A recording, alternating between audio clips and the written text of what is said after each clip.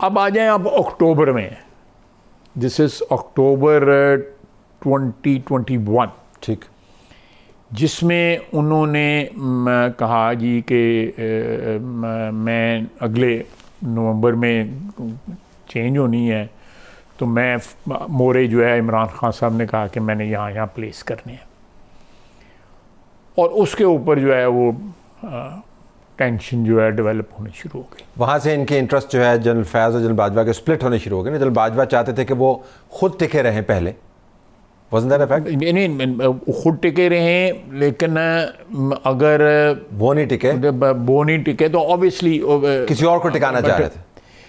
मेरा ख्याल है कि टू सम एक्सटेंट वो जनरल फैज़ के साथ भी गुजारा करना चाह रहे थे, क्योंकि उनका तलक बहुत है, ये मेरा गैस है। ठीक, नो इन्फॉर्मेशन, खानदानी तलक है उनका, तो खानदानी तलक है। सही है।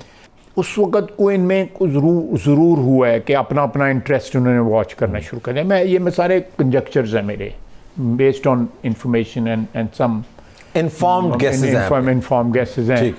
शायद उसके बाद जो है ना आ जाती है अपॉइंटमेंट, बाई साहब का रुखसती का वक्त आ जाता है कि टर्म जो है ख़त्म हो रही है, नया। आई थिंक ही एक्सपेक्टेड कि मैं आई शुड कंटिन्यू, किसी ना किसी तरह कोई सिलसिला बन जाए। जनरल बाजवा एक्सपेक्टेड, मैं एक्सपेक्टेड ये, क्योंकि मैंने जो उनके साथ गुफ्तगू की को 9, 10, 12 दिन जो है, उसमें ये इंडिकेशन जो है मुझे मिलती रही कि मेरे नाल ही मुक जाओ, मेरे नाल ही मुक जाओ, यू नो, इस टाइप का। मैं पंजाबी ज़्यादा समझ आती लोगों को। नहीं, अच्छी बात है वो, मेरे नाल मुक जाओ तो फिर मैंने रोक दियो, मैं रुक जावा। हमने देखो, मुझे नहीं याद, आपको हो सकता याद हो कि कभी ऑटोमेटिकली नंबर 1 जो है अपॉइंट हुआ हो। माशाल्लाह आपके हाथों से तो नहीं हुआ कभी। इसके अलावा नहीं हुआ माशाल्लाह, आपने बहुत मेरा ख्याल है कि आसिफ जंजुआ जो थे, लेकिन उसके साथ जो जितनी आपकी लड़ाई थी, ओ माय गॉड, उनकी तो मेवा ने ज़ाती तौर पे जानता था, इल्ज़ाम लगाया था कि उनको जहर दिया है, फिर उसकी बाकायदा इंक्वायरी हुई उनकी जो है, जस्ट वो तो what I am saying is कि जो आपने लगाया अच्छा नहीं मेरा, लेकिन उसके बाद आपने बहुत चौथे नंबर को तो आपने पकड़ लिया ना, तो चौथा, 6वां, 7वां, चौथा, 6वां, 7वां, 5वां को भी नहीं हुआ। मुशर्रफ का 5 में थे, छठे मेरा है 5वां था, 4, 5। तो इसके ऊपर आके ये जनरल माया साहब जो है वो, आई थिंक उनको जो कंट्रोल करने का जो मज़ा आना शुरू हो गया था, डायरेक्टली इनडायरेक्टली जो नहीं कर रहे थे, ये थॉट कि मेरा नॉमिनी यहाँ पे होना चाहिए। और फर्स्ट टाइम ये हुआ कि प्राइम मिनिस्टर की चॉइस को जो है वो रजिस्ट किया गया, पहले कभी नहीं हुआ। ठीक, आपको भी नहीं याद होगा कि प्राइम मिनिस्टर के साथ भिजवा देते थे अपने रिकमेंडेशन के साथ, कोई फॉलो अप करते थे, लेकिन once the file is signed, it is signed.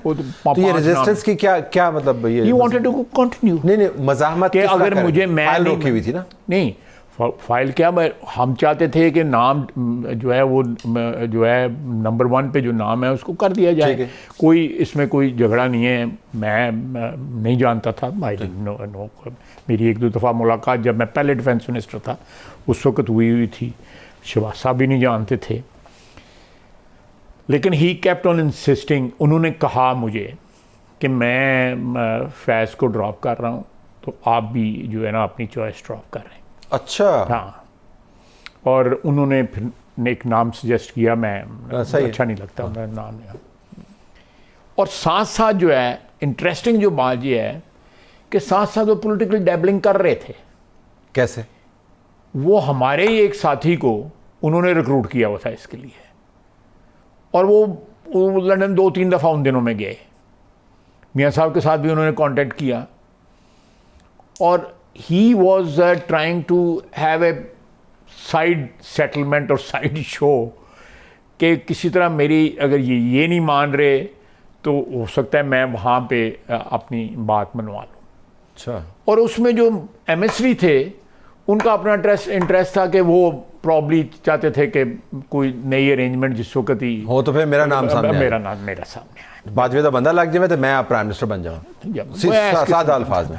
तो मियाँ साहब ने उस पर क्या कहा?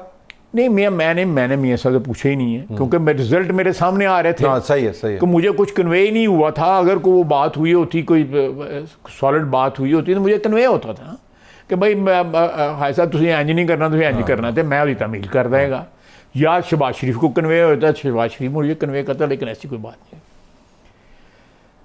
उसके बाद उन्होंने जब देखा कि ये नहीं मान रहे, तो उन्होंने डिफरेंट किस्म की जो है ना ऑप्शंस विच वर मोर लाइक थ्रेट्स उन्होंने देनी शुरू कर दी। नहीं नाम आ गया। नहीं अभी नहीं आया ना, ये रिटायरमेंट के अभी 15 मैं ये बात कर रहा हूँ 16-17 नवंबर की। उनके पास क्या कैपेसिटी थी? Both he was a lame duck, he was outgoing. That is what he was not ready to understand.